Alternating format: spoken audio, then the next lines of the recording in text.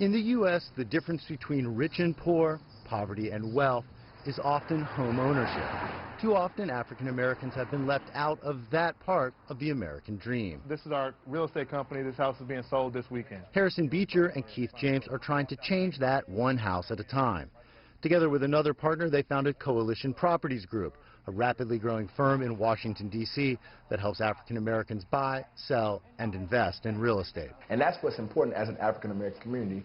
The more we can come together and share resources, the better we're going to be. Many of their clients are based in neighborhoods that have been historically black, but that are gentrifying rapidly, often leaving African Americans on the sidelines as others profit. Yes, we are black. A lot of the wealth in America is controlled by people who are white, but money is green. So how do we educate folks on the rules of money and wealth and how that's connected to real estate? According to the U.S. Census, last year, nearly 74% of whites owned their homes, while only 44% of African Americans did.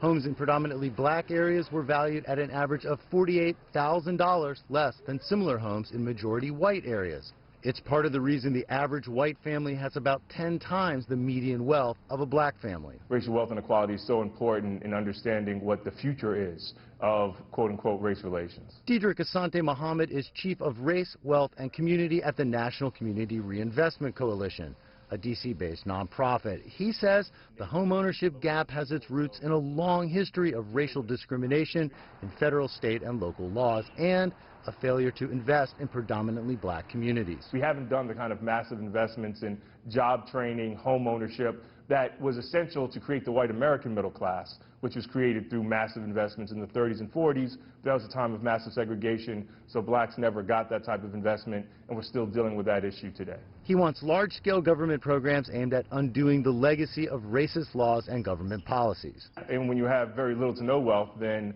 not much wealth is passed on to the next generation. Beecher and James also want systemic change, but they know their community can't afford to wait for help from the government. When they were making the laws of real estate, we weren't at the table. So it's important for us to get a piece of that pie now while we have the opportunity.